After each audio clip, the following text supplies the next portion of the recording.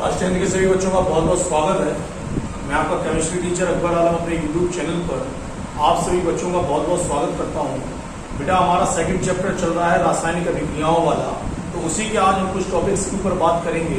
हमने पिछले previous video में रासायनिक समीकरण के बनाने की विधियों के बारे में बात की थी, जांच एवं त्रुटि विधि के बारे में पढ़ने का कार्य किया था कि किस प्रकार से रासायनिक समीकरण में जो एरर्स होती हैं, जो गलतियां होती हैं, जो त्रुटियां होती हैं, उनको हम प्रमुख रूप से अलग करने का क्या करते हैं, कार्य करते हैं। तो आइए हम आज आपका नया वीडियो लेके आए हैं और नए टॉपिक्स के ऊपर बात करते हैं। सबसे पहला टॉपिक हमारा रासायनिक समीकरण की सीमाएं हैं। रासायनिक समीकरण की सीमाओं का मतलब रासायनिक समीकरण के दोष। रासायनिक समीकरण किन किन चीजों को बताने का कार्य नहीं करता। ये देखो, सबसे पहले पॉइंट के अंतर्गत देखो भाई, सबसे पहला पॉइंट जो आता है इसका सबसे पहले पॉइंट, इसका जो सबसे पहला पॉइंट है, आप इसके सबसे पहले पॉइंट्स के अंतर्गत अगर देखोगे तो भैया सबसे पहले पॉइंट्स में लिखा हुआ है इसमें रासायनिक समीकरण की जो सीमाएं हैं, इसमें सबसे पहले पॉइंट में लिखा है इसमें अभिकारकों एवं उत्पादों की भौतिक अवस्था के संबंध में कोई भी जानकारी प्राप्त नहीं होती।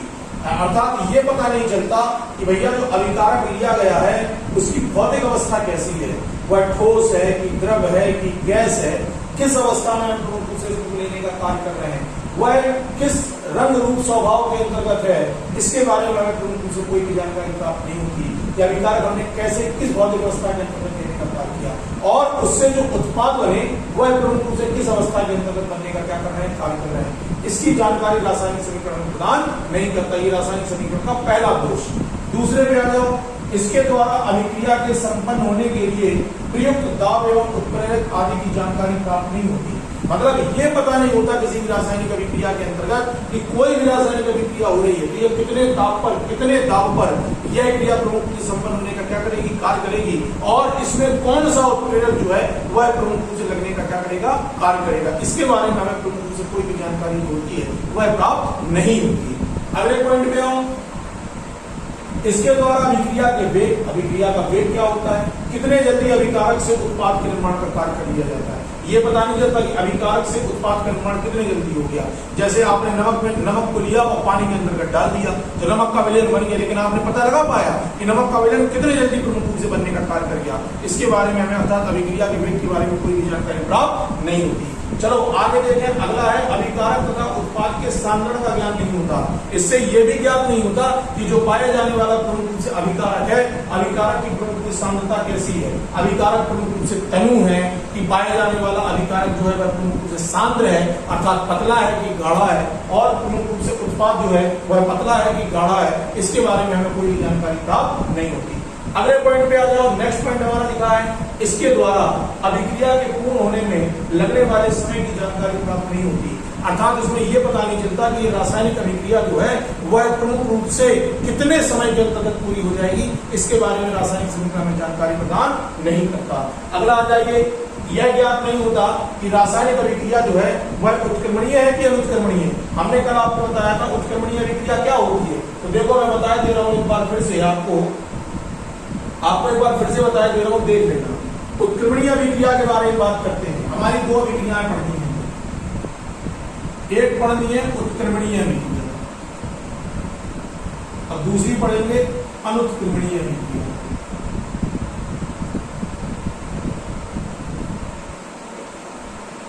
उत्क्रमणीय अभिक्रिया और अनुत्क्रमणीय अभिक्रिया के बारे में हमें पढ़ना है। उत्क्रमणीय अभिक्रिया क्या कहलाती है, वे अभिक्रियाएं जिनमें प्रमुख रूप से पाए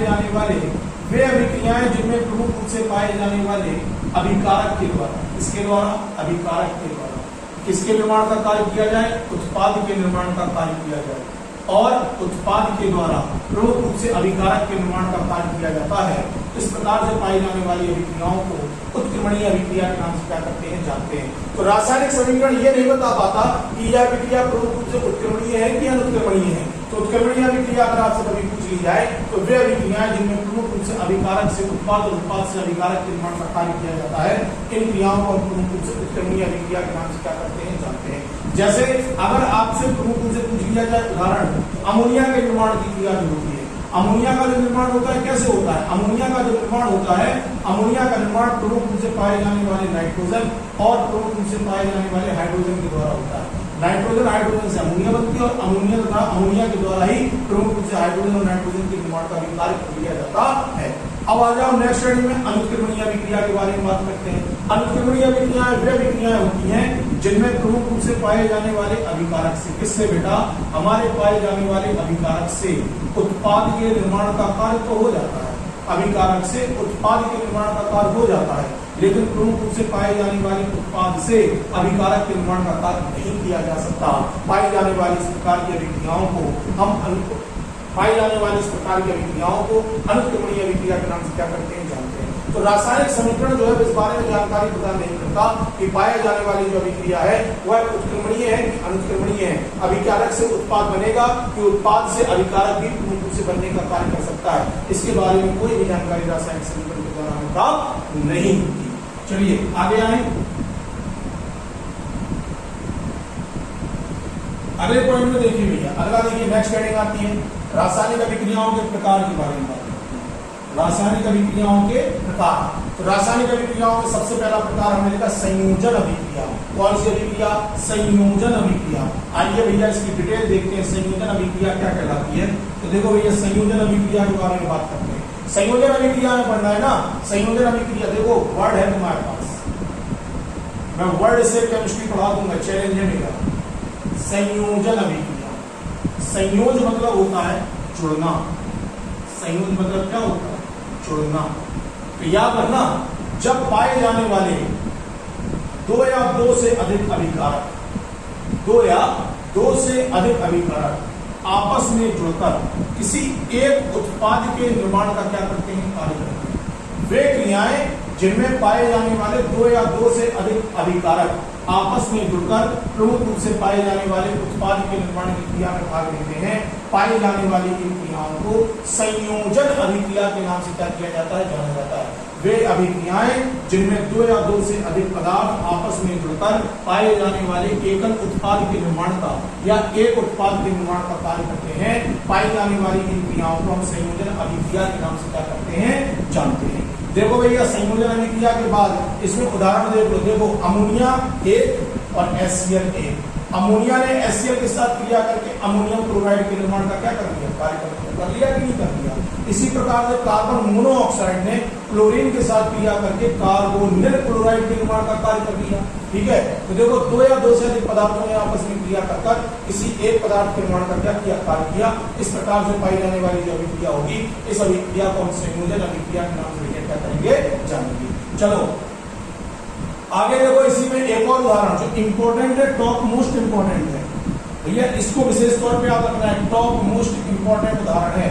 क्वेश्चन पूछा जाएगा संयोजन अभिक्रिया के आधार पर असंतृप्त कार्बनिक यौगिकों को संतृप्त कार्बनिक यौगिकों में परिवर्तित करने की प्रमुख रूप से पाई जाने वाली विधि को या समीकरण को स्पष्ट करने का कार्य करिए। तो देखो सबसे पहला एथिलीन से एथेन के निर्माण का कार्य करना, एथिलीन से एथेन के निर्माण का कार्य करना है।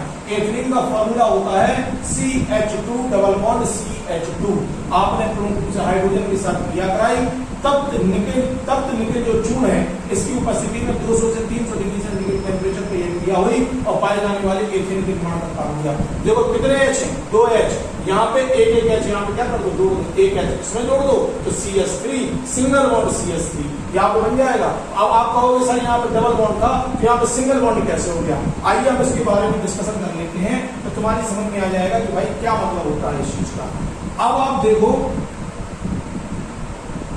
अब आप इस चीज को देखना, इस संतृप्त और असंतृप्त हाइड्रोकार्बन में आपको आगे बताऊंगा। तो याद रखना संतृप्त हाइड्रोकार्बन दिमाग में बिठा दो बेटा, दिमाग में। संतृप्त हाइड्रोकार्बन के बारे में बात करते हैं तो ऐसे हाइड्रोकार्बन जिनमें कार्बन की संयोजकता जो होती है, कार्बन की संयोजकता कितनी होती है, 4 होती है। अगर कार्बन की पाई जाने वाली संयोजकता जो है वह पूरी है और उनमें एकल बंध उपस्थित है, केवल एक बंध उपस्थित रहने का कार्य करेगा। भैया पाई जाने वाली इस प्रकार से देखो, यहाँ पे भी H जोड़ दो, यहाँ पे भी H जोड़ दो, यहाँ पे भी H जोड़ दो, यहाँ पे भी H जोड़ दो। अगर पाए जाने वाले कार्बन की संयोजकता का मान पूर्ण रूप से पूरा है तो इस प्रकार का पाए जाने वाले कार्बनिक यौगिक संतृप्त कार्बनिक यौगिक कहलाएंगे। और यदि पाए जाने वाले कार्बन की संयोजकता का मान पूरा नहीं है, मान लीजिए कि इसमें प्रमुख रूप से डबल बॉन्ड या प्रमुख रूप से पाए जाने वाले ट्रिपल बॉन्ड उपस्थित हैं, तो पाए जाने वाले इस प्रकार के यौगिक असंतृप्त यौगिक के नाम से क्या किए जाएंगे, चले जाएंगे। अब आपने क्या किया, एथेन से आपने प्रमुख रूप से जो रिएक्शन पढ़ी है, इस रिएक्शन में आपने प्रमुख रूप से क्या किया, आपने प्रमुख रूप से एसिटिलीन से एथेन के निर्माण की, सॉरी एथिलीन से एथेन के निर्माण का कार्य कर रहे हैं। तो देखो एथिलीन से एथेन के निर्माण की क्रिया पढ़नी है, कैसे पढ़ेंगे, देखो भैया CH2 डबल बॉन्ड CH2, इसकी अगर स्ट्रक्चर खोल लो तो C single bond H single bond H, double bond C single bond H single bond H। अभी हमने आपसे कहा कि ऐसे यौगिक जिनमें द्विबंध या त्रिबंध उपस्थित रहने का कार्य करते हैं उनको हम प्रमुख रूप से असंतृप्त यौगिक के नाम से जानते हैं। ये असंतृप्त यौगिक कहलाएंगे हमारे, जिनमें कार्बन में द्विबंध या त्रिबंध उपस्थित रहने का क्या करता है, कार्य करता है। अब हम यहाँ पे पाए जाने वाले जो द्विबंध है ना, इन द्विबंध को प्रमुख रूप से एकल बंध में परिवर्तित कर देंगे तो असंतृप्त कार्बनिक यौगिक बन जाएगा। भैया एक बताओ, इस बॉन्ड को हटाने के लिए हम क्या कर सकते हैं, हाइड्रोजन जोड़ सकते हैं। आपका सर कितने हाइड्रोजन जोड़ दें, तो भैया देखो ये दो बंध इसके भी कहलाएंगे तो दो बंध इसके भी, मतलब इसमें दो हाइड्रोजन जोड़ दो और इसमें दो हाइड्रोजन जोड़ने का कार्य कर दो तो हमारा काम हो जाएगा। आपने प्रमुख रूप से क्या किया, आपने प्रमुख रूप से सभी क्रिया के अंतर्गत दो हाइड्रोजन को ले लिया कि नहीं ले लिया। अब यहाँ पे जो दो हाइड्रोजन आपने लेने का कार्य किया, यहाँ से प्रमुख रूप से एक हाइड्रोजन का सारा हटा दो, एक हाइड्रोजन इसको दे दो, एक हाइड्रोजन इसको दे दो भैया। आपका स्ट्रक्चर कैसे बन जाएगी, CH single bond H single bond C single bond H single bond H single bond H, बढ़िया। एथिलीन से एथेन के निर्माण का कार्य हो गया। इस अभिक्रिया में प्रमुख रूप से पाए जाने वाले निकल की आवश्यकता होती है और 200 से 300 डिग्री सेंटीग्रेड टेम्परेचर क्या होता है, आवश्यकता रहने का कार्य करता है। इस प्रकार से पाए जाने वाले असंतृप्त कार्बनिक यौगिकों को संतृप्त कार्बनिक यौगिकों में परिवर्तित करने का कार्य जो है वह प्रमुख रूप से पाई जाने वाली संयोजन अभिक्रियाओं के द्वारा किया जाता है। चलो आगे एसिटिलीन से एथेन के निर्माण की क्रिया पढ़नी, एसिटिलीन से एथेन के निर्माण की कार्य। तो ये देखो यहाँ पे ट्रिपल बॉन्ड है, यहाँ पे हाइड्रोजन को हटाने के लिए हम प्रमुख रूप से पाए जाने वाले दो बार हाइड्रोजन जोड़ देंगे। भैया यहाँ से प्रमुख रूप से जब इसको जोड़ोगे तो पाए जाने वाला प्रमुख रूप से ये जो संरचना है इसको कहते हैं एसिटिलीन। एसिटिलीन में आपने हाइड्रोजन जोड़ा, एक बार हाइड्रोजन जोड़ोगे तो भैया एक बॉन्ड खत्म हो जाएगा, एक क्या जिसमें जुड़ जाएगा CH2, एक इसमें जुड़ जाएगा CH2, बन गया CH2। इसको कहेंगे एथेन। एथेन को पुनः प्रमुख रूप से हाइड्रोजन के साथ निकल चूर्ण की उपस्थिति में 200 से 300 डिग्री सेंटीग्रेड पर गर्म कर दो तो पाए जाने वाले प्रमुख रूप से किसका निर्माण हो जाएगा, एथेन के निर्माण का कार्य कर लिया जाएगा। अब सुनो यह अभिक्रिया पूछी कैसे जाती है, याद करनी है कैसे, ऐसे पूछ ली जाती है। क्वेश्चन पूछा जाएगा एसिटिलीन से एथेन के निर्माण की क्रिया को स्पष्ट करो। आपको रिएक्शन याद होगी, कुछ नहीं करना है। एसिटिलीन लो HC ट्रिपल बॉन्ड CH, यहाँ पे लो दो हाइड्रोजन जोड़ो प्रमुख रूप से CH2 डबल बॉन्ड CH2, फिर हाइड्रोजन जोड़ दो तो CH3 सिंगल बॉन्ड CH3 के निर्माण का कार्य हो जाएगा। इस प्रकार से एसिटिलीन से एथेन के निर्माण का क्या कर लेते हैं, कार्य कर लेते हैं। चलो आगे आ जाओ, नेक्स्ट हेडिंग में देखो वियोजन अभिक्रिया में। वियोजन अभिक्रिया, वियोजन अभिक्रिया का मतलब वे रासायनिक अभिक्रिया, वियोजन मतलब क्या होता है, टूट जाना। वे रासायनिक अभिक्रिया जिसमें बाह्य कारकों के द्वारा कोई भी बाह्य कारक, चाहे प्रकाश हो, चाहे दाब हो, चाहे ताप हो, चाहे उत्प्रेरक हो, किसी भी बाह्य कारक के द्वारा जब पाए जाने वाले अभिकारक छोटे छोटे तत्वों के रूप में टूटने का कार्य करते हैं तो इस प्रकार की पाई जाने वाली क्रिया को हम वियोजन अभिक्रिया के नाम से क्या करते हैं, जानते हैं। सिंपल सी परिभाषा, वे रासायनिक अभिक्रियाएं जिसमें बाह्य कारकों के प्रभाव के द्वारा अभिकारक छोटे छोटे तत्वों या लघु यौगिकों के रूप में टूटने का कार्य करता है। इस प्रकार की पाई जाने वाली अभिक्रिया को हम वियोजन अभिक्रिया के नाम से क्या करते हैं, जानते हैं। इन अभिक्रियाओं में बाह्य कारक के रूप में ऊष्मा, पाया जाने वाला प्रकाश या विद्युत जो होता है वह प्रमुख रूप से उपस्थित रहने का क्या करती है, कार्य करती है। इन क्रियाओं को निम्नलिखित 3 भागों में बांटा गया। नंबर 1 सबसे पहले ऊष्मीय अपघटन की अभिक्रिया। तो वे रासायनिक अभिक्रियाएं जिनमें यौगिक ऊष्मा के द्वारा 2 या 2 से अधिक सरल पदार्थों में टूटने का कार्य करता है, इनको हम क्या कहते हैं, ऊष्मीय अभिक्रिया के नाम से जानते हैं। जैसे कैल्शियम कार्बोनेट एक तत्व है, हमने इसको तोड़ दिया तो यहाँ से प्रमुख से कैल्शियम का ऑक्साइड निकल गया, CO3 तीनों है, एक को निकाल दो Ca के साथ क्या हो जाएगा, CaO। अब बचा यहाँ पे 2O 1 C, तो निकाल दो भैया क्या बन जाएगा, CO2 बन गया। इसके बाद फेरस सल्फेट से फेरिक ऑक्साइड के निर्माण का कार्य कर लिया। कुछ नहीं करना है, फेरस सल्फेट यहाँ से लिया, एक यहाँ से प्रमुख रूप से Fe2 एक और ले लो यहाँ से तो बन जाएगा Fe2O बन गया। अब बचा यहाँ पे SO3, बचा कि नहीं, तो एक बार प्रमुख रूप से निकल जाएगा SO3 और एक बार निकल जाएगा SO। इस प्रकार से प्रमुख रूप से निकलने का क्या करेगा, कार्य करेगा। इस प्रकार से वहां पाया जाने वाला जो फेरिक सल्फेट है वो फेरिक ऑक्साइड को परिवर्तित होने का क्या करता है, कार्य करता है। चलिए दूसरी हेडिंग देख लो, प्रकाश अपघटन। प्रकाश अपघटन में आ जाओ, प्रकाश अपघटन की क्रिया क्या कहलाती है। तो प्रकाश अपवर्तन की क्रिया में आपने लिखा जब वियोजन की क्रिया प्रकाश की उपस्थिति में संपन्न होती है, इस घटना को हम प्रमुख रूप से प्रकाशीय अपवर्तन की क्रिया के नाम से जानते हैं। जैसे सिल्वर क्लोराइड लिया आपने, सिल्वर क्लोराइड को सूर्य के प्रकाश की उपस्थिति में आपने रख दिया, तो इससे सिल्वर जो होगा वह प्रमुख रूप से अलग हो जाएगा और क्लोरीन गैस जो होगी वो मुक्त होने का क्या करेगी, कार्य करेगी। देखो सिल्वर अलग हो गया, क्लोरीन गैस प्रमुख रूप से मुक्त होने का क्या कर जाएगी, कार्य कर जाएगी। तो याद रखना प्रकाशीय अपवर्तन वे वियोजन की अभिक्रिया जो प्रकाश की उपस्थिति में संपन्न होती है, इस प्रकार की पाई जाने वाली घटनाओं को हम प्रमुख रूप से प्रकाशीय अपवर्तन की क्रिया के नाम से क्या करते हैं, जानते हैं। आपने सिल्वर क्लोराइड को लिया, सूर्य के प्रकाश की उपस्थिति में आपने प्रमुख रूप से इसकी क्रिया कराई, तो सिल्वर प्रमुख रूप से अलग हो जाएगा और क्लोरीन गैस जो होती है वह मुक्त होने का क्या करती है, कार्य करती है। इस प्रकार से होने वाली एक क्रिया प्रकाश की उपस्थिति में संपन्न हुई, प्रकाश के द्वारा इसमें अपवर्तन का कार्य किया गया, तो इस प्रकार से होने वाला जब घटन होगा इसको हम प्रकाशीय अपवर्तन की क्रिया के नाम से क्या करते हैं, जानते हैं। इस प्रकार से प्रकाशीय अपवर्तन पूरा हो जाता है। चलो बेटा हम कुछ टॉपिक्स और देख लेते हैं इसके संबंधित में।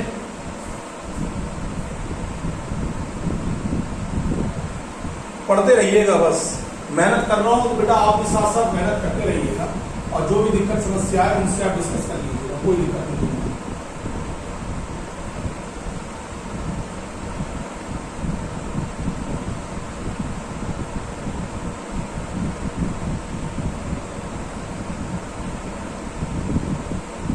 चलो देखो अगला देखिए, विद्युत अपघटन होगा, आपके सामने लिखा होगा विद्युत अपघटन की क्रिया। तो वे अभिक्रियाएं जिसमें यौगिक के जलीय विलयन, वे अभिक्रियाएं जिसमें यौगिक के जलीय विलयन या गलित अवस्था में विद्युत धारा को प्रवाहित करने का, करंट प्रवाहित करने का कार्य किया जाता है। कौन सी अवस्था में, पाए जाने वाले प्रमुख रूप से यौगिक की जलीय विलयन की अवस्था में या गलीय अवस्था में या गलित अवस्था में जब विद्युत धारा को प्रवाहित करने का कार्य करते हैं, तो पाया जाने वाला यौगिक जो है वह दो या दो से अधिक सरल पदार्थों के रूप में टूटने का कार्य करता है। इस क्रिया को हम पूर्ण रूप से विद्युत अपघटन की क्रिया के नाम से क्या करते हैं, जानते हैं। इस क्रिया में दो आवेशित भाग प्राप्त होंगे, एक प्राप्त होगा धनावेशित भाग और एक प्राप्त होगा पाया जाने वाला ऋण आवेशित भाग। आइए हम इसके उदाहरण को देख लेते हैं, तो मैं आपको डिटेल बता दूंगा, तो आप डिटेल से पूरे टॉपिक को समझ जाओगे, दिक्कत नहीं होगी आपको। जैसे सोचिए समझिए, हमने प्रमुख रूप से पाए जाने वाले NaCl के विलयन को लिया। NaCl का विलयन बोल रहे हैं सोडियम क्लोराइड का जलीय विलयन अर्थात नमक का विलयन। तो नमक का फॉर्मूला होता है NaCl, इसका लेना है जलीय विलयन। तो जलीय विलयन मतलब H2 जोड़ोगे कि नहीं जोड़ोगे, जब इसको इसमें जोड़ोगे तो भैया होगा क्या कि इस अभिक्रिया के फलस्वरूप प्रमुख रूप से एक आयन प्राप्त होगा Na+ और एक प्राप्त होगा पाया जाने वाला Cl-। एक प्राप्त हो गया पाया जाने वाला Na+ और एक प्राप्त हो गया पाया जाने वाला Cl-। ठीक है, चित्र से देख लो एक चीज, ये है हमारा चित्र। इस चित्र में दो इलेक्ट्रोड लगाए हैं, दो इलेक्ट्रोड, ये धातु की बनी हुई दो छड़ें हैं और दो छड़ों को हमने लेने का कार्य किया। इन छड़ों के ऊपर प्रमुख रूप से एक छड़ के ऊपर प्लस आवेश और पाए जाने वाली दूसरी छड़ के ऊपर माइनस आवेश, ये ले लिया।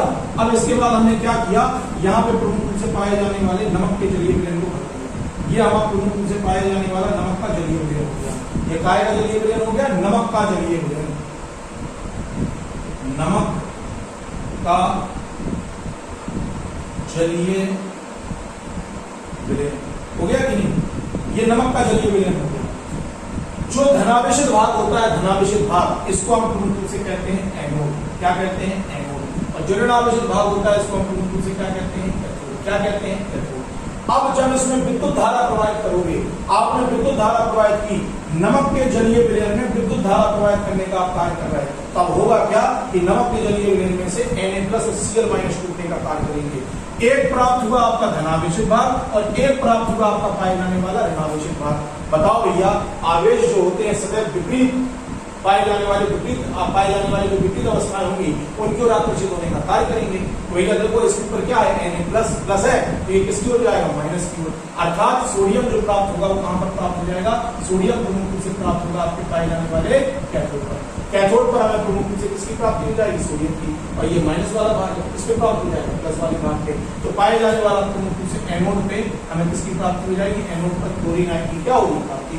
इस प्रकार जो होने वाला जो अपघटन की क्रिया, इसी को विद्युत अपघटन की क्रिया के नाम से क्या करते हैं, सिंपल है। पाए जाने वाले किसी पदार्थ के जलीय विलयन में विद्युत धारा के प्रवाहित करने पर दो आवेशित भाग प्राप्त होने का कार्य करते हैं। प्राप्त होने वाले एक भाग को धनावेशित भाग और एक प्राप्त भाग जो होता है उसको हम ऋणावेशित भाग के नाम से क्या करते हैं, जानते हैं। पाया जाने वाला धनावेशित भाग जो होता है सदैव प्रमुख रूप से पाए जाने वाले कैथोड पर, कैथोड मतलब ऋणावेशित भाग पर एकत्रित होगा, और प्राप्त होने वाला प्रमुख रूप से जो ऋणावेशित भाग है वो सदैव प्रमुख रूप से पाए जाने वाले एनोड पर एकत्रित होने का क्या करता है, कार्य करता है। इसी विधि को हम प्रमुख रूप से विद्युत अपघटन विधि के नाम से क्या करते हैं, जानते हैं। ये विद्युत अपघटन विधि है जिसके द्वारा हम प्रमुख रूप से अपघटन के कार्य को करते हैं। एग्जाम्पल मैंने आपके सामने बहुत सारे दिए हैं, जैसे प्रमुख रूप से H2O का दिया, तो ये देखो H2O अगर टूटेगा तो क्या टूटेगा, H प्लस और OH टूटेगा कि नहीं टूटेगा, H प्लस और OH माइनस में टूटेगा। या प्रमुख रूप से पाया जाने वाला H प्लस और OH माइनस में टूटेगा, हाइड्रोजन और ऑक्सीजन में टूटने का कार्य कर रहा है। तो हाइड्रोजन के ऊपर होता है धनावेश, कहां पे जाएगा, कैथोड पर, ऑक्सीजन के ऊपर होता है ऋणावेश, कहां पे जाएगा, एनोड पे जाकर एकत्रित होने का कार्य करेगा। चलो एक और उदाहरण आप देख लो, मैंने एक और उदाहरण आपके सामने प्रस्तुत किया, जो याद हो जाए सो रटवाना उसको। पोटेशियम क्लोराइड लिया, क्या लिया, पोटेशियम क्लोराइड। अब भैया पोटेशियम क्लोराइड का जलीय विलयन ले लिया हमने, पोटेशियम क्लोराइड के जलीय विलयन को बहुत सिंपल सा उदाहरण है, पोटेशियम क्लोराइड है, इसके अंतर्गत विद्युत धारा प्रवाहित कर दो इसके जलीय विलयन में, तो क्या प्राप्त हो जाएगा, इसके जलीय विलयन में अगर आप प्रमुख रूप से पाई जाने वाली विद्युत धारा को प्रवाहित करने का कार्य करोगे तो प्राप्त होगा प्रमुख रूप से पाई जाने वाला K प्लस और प्राप्त होगा Cl माइनस, प्राप्त होगा कि नहीं। देखो बेटा ये प्लस है, प्लस हमेशा प्रमुख रूप से कहां पे जाता है, कैथोड पर एकत्रित होता है ऋणावेश भाग पे, और पाए जाने वाला Cl माइनस जो है ये प्रमुख रूप से पाया जाने वाला कौन सा भाग है, एनोड पे, तो ये कहां पे एकत्रित होने का कार्य करेगा, एनोड पर एकत्रित होने का क्या करेगा, कार्य करेगा। इस प्रकार से कैथोड और एनोड पे प्रमुख रूप से एकत्रित होने का क्या करते हैं, कार्य करते हैं। तो पोटेशियम क्लोराइड के जलीय विलयन में जब आपने विद्युत धारा प्रवाहित की तो K प्लस और Cl माइनस की प्राप्ति हुई, प्राप्त होने वाला धनावेशित भाग जो होगा वो कैथोड पर, और प्राप्त होने वाला ऋणावेशित भाग जो होगा वह एनोड पर एकत्रित होने का क्या करता है। इस प्रकार से ये प्रोसेस प्रमुख रूप से क्या हो जाती है, संपन्न हो जाती है। चलो आगे आ जाओ, अगला टॉपिक देखो। नेक्स्ट है विस्थापन की अभिक्रियाएं, आज का लास्ट टॉपिक विस्थापन की अभिक्रियाएं। विस्थापन की अभिक्रिया, विस्थापन का मतलब क्या होता है कि एक पाया जाने वाला सक्रिय तत्व जो होगा ना वह पाए जाने वाले निष्क्रिय तत्व के यौगिक में से उसको प्रमुख रूप से क्या कर देगा, हटा देगा, और उसके स्थान पर जाकर प्रमुख रूप से बैठने का क्या करेगा, कार्य करेगा। याद रखना वे रासायनिक अभिक्रियाएं जिनमें पाया जाने वाला सक्रिय तत्व जो होता है वह प्रमुख रूप से पाए जाने वाले कम सक्रिय तत्व के यौगिक में से उसको प्रमुख रूप से विस्थापित कर स्वयं उसका स्थान ग्रहण करने का क्या करता है, कार्य करता है। इस प्रकार से पाई जाने वाली रासायनिक अभिक्रियाओं को हम विस्थापन रासायनिक अभिक्रियाओं के नाम से क्या करते हैं, देख लो भैया बहुत सिंपल सी रिएक्शन है। दो प्रकार में बांट दिया, एकल विस्थापन, तो जब केवल एक अधिक क्रियाशील तत्व जो है वह एक ही कम क्रियाशील तत्व को विस्थापित करेगा। जैसे देखो बेटा जिंक है, जिंक अभी देखो सल्फेट किसके साथ है, कॉपर के साथ, किसके साथ, कॉपर के साथ। भैया जिंक क्या करेगा, कॉपर सल्फेट के विलयन से कॉपर को अलग कर देगा, कॉपर सल्फेट के विलयन से कॉपर को अलग करेगा। जिंक ने, एक जिंक है एक कॉपर है, जिंक ने कॉपर को अलग कर दिया, तो जिंक अधिक क्रियाशील है, कॉपर कम क्रियाशील है। तो जिंक जो है अधिक क्रियाशील तत्व तो पाए जाने वाले कम क्रियाशील तत्व के लवण में से उसको प्रमुख रूप से विस्थापित करने का क्या करेगा, कार्य करेगा। देखो कर दिया कि नहीं कर दिया। SO4 यहाँ पे Cu के साथ है, यहाँ पे किसके साथ है, Zn के साथ, और कॉपर प्रमुख रूप से क्या हो गया, मुक्त हो गया। इसी प्रकार से आयरन Fe ले लिया, Fe भी क्या कर सकता है, कॉपर सल्फेट के विलयन में से कॉपर को निकाल कर अलग कर देगा और उसकी जगह पे अपने स्थान ग्रहण करने का क्या करेगा, कार्य करेगा। इस प्रकार से प्रमुख रूप से पाई जाने वाली जो क्रिया होती है इस क्रिया को एकल विस्थापन क्रिया के नाम से क्या करते हैं, जानते हैं। यहाँ से बेटा एक बहुत इंपॉर्टेंट क्वेश्चन बनता है, मैं आपको क्वेश्चन बता दे रहा हूँ, उसका आंसर सुन लीजिए। क्वेश्चन ये है बेटा, क्वेश्चन ये है, क्वेश्चन पूछा जाता है कि कॉपर का Cu का जलीय विलयन, कॉपर का जलीय विलयन नीला होता है, कारण सही। तो जब आप प्रमुख रूप से कॉपर सल्फेट के जलीय विलयन, जब आप मुख्य रूप से कॉपर सल्फेट के जलीय विलयन, कॉपर सल्फेट के जलीय विलयन में आप किसी पाए जाने वाले तत्व को मिलाने का कार्य करते हो, विस्थापन की क्रिया के फलस्वरूप पाए जाने वाली कॉपर को मुक्त कर दिया जाता है। भैया विस्थापन होगा तो जिंक सल्फेट बन जाएगा, बन गया जिंक सल्फेट। तो जब जिंक सल्फेट के निर्माण का कार्य हो जाएगा तो यहाँ से प्रमुख रूप से कॉपर क्या हो जाएगा, तो जब पाए जाने वाले कॉपर सल्फेट के विलयन में जिंक को मिलाने का कार्य किया जाता है तो जिंक अधिक क्रियाशील होने के कारण कॉपर सल्फेट के विलयन में से कॉपर को क्या कर देता है, विस्थापित कर देता है, जिसके कारण कॉपर क्या होता है, मुक्त होने का कार्य करता है। और कॉपर के मुक्त होने पर पाए जाने वाला कॉपर का जलीय विलयन जो होता है वह प्रमुख रूप से कैसा हो जाता है, नीला हो जाता है।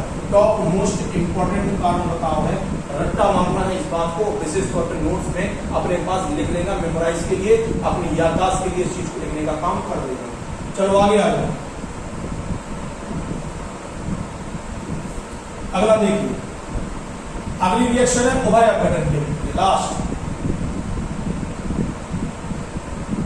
उभय अपघटन के लिए, उभय मतलब होता है दोनों, उभय का मतलब क्या होता है दोनों, तो भैया दोनों तरफ से हो जाएगी। मतलब एक रासायनिक अभिक्रिया में जिनमें भी अभिकारक हैं, अभिकारक के यौगिक एक दूसरे के आयन या मूलक का परस्पर विनिमय कर लेते हैं, एक दूसरे का आदान प्रदान कर लेते हैं। जैसे सोडियम सल्फेट और बेरियम क्लोराइड है, अभी सोडियम देखो किसके साथ है, सल्फेट के साथ, अभी यहाँ पे किसके साथ है, बेरियम क्लोराइड के साथ है, Na निकल जाएगा किसके साथ, क्लोरीन के साथ, और Ba निकल जाएगा किसके साथ, सल्फेट के साथ। तो इन पाए जाने वाले अभिकारक के लवणों ने पाए जाने वाले से मूलक या आयनों के बीच में क्या कर लिया, आदान प्रदान के कार्य कर लिया। तो ये क्रिया जो होती है, इस क्रिया को उभय अपघटन की क्रिया के नाम से क्या करते हैं, जानते हैं। सेम यहाँ पे सिल्वर नाइट्रेट Ag के साथ NO3 है, पोटेशियम के साथ क्लोरीन, कुछ नहीं करो Ag को निकाल दो Cl के साथ, तो सिल्वर क्लोराइड बन गया, K को निकाल दो NO3 के साथ, तो पोटेशियम नाइट्रेट बन गया कि नहीं बन गया। ये उभय अपघटन की क्रिया के नाम से हम क्या करेंगे, जानेंगे। जिसमें पाए जाने वाले अभिकारक के जो तत्व हैं वह प्रमुख रूप से एक दूसरे से क्या करते हैं, परस्पर आदान प्रदान की क्रिया कर पाए जाने वाले नए यौगिकों के निर्माण का कार्य करेंगे। इस क्रिया को उभय अपघटन की क्रिया के नाम से क्या करते हैं, जानते हैं। नोट देख लो, याद रखना भैया, अधिकांश अवक्षेपण अभिक्रियाएं, अवक्षेपण अभिक्रियाएं मतलब वे अभिक्रियाएं जिनमें प्रमुख रूप से पाए जाने वाले अवक्षेप की प्राप्ति होती है। अवक्षेप मतलब अशुद्धि की प्राप्ति होती है, तो इन अभिक्रियाओं को अवक्षेपण अभिक्रिया कहते हैं। तो जितनी भी अवक्षेपण अभिक्रियाएं होती हैं वह लगभग प्रमुख रूप से कैसे होती हैं, उभय अपघटन अभिक्रियाओं के रूप में कार्य करती हैं। इसको याद रखना है। तो मैं आशा करता हूं सभी बच्चों से कि आपको वीडियो पसंद आ रहा होगा, आप वीडियो को लाइक भी करेंगे। और बेटा मैं केमिस्ट्री सबसे पहले खत्म करूंगा, क्योंकि ये टिपिकल पॉइंट्स होते हैं, केमिस्ट्री के बच्चे की बड़ी प्रॉब्लम्स होती हैं, तो केमिस्ट्री में सबसे पहले खत्म करूंगा ताकि आप अपने पेपर के लिए बहुत अच्छे से प्रिपेयर हो जाए। और जब केमिस्ट्री हमारी खत्म हो जाएगी, दूसरा चैप्टर चल रहा है, 2 चैप्टर और पढ़ाएंगे, खत्म हो जाएगी हमारी केमिस्ट्री। तो केमिस्ट्री के खत्म हो जाने के पश्चात आपकी बायो को हम लोग से स्टार्ट करने का क्या करेंगे, कार्य करेंगे। क्यों है कि बीच में अगर हम दोनों कॉम्बिनेशन में चलेंगे बेटा, तो हमें ना बायो के बचेंगे ना केमिस्ट्री के बचेंगे। तो मैं आपसे आशा करूंगा अगर आपको मेरा वीडियो पसंद आया हो तो चैनल को सब्सक्राइब कर लीजिएगा, वीडियो को लाइक कर लीजिएगा, ज्यादा से ज्यादा शेयर कर दीजिएगा, ताकि सभी बच्चों तक ये वीडियो जो है वो पहुंचने का कार्य कर सकें और ज्यादा से ज्यादा बच्चे से पढ़ने का कार्य कर सकें। इसी आशा के साथ मैं पुनः आपके सामने उपस्थित हूं। तब तक के लिए धन्यवाद, आभार आपका, थैंक यू।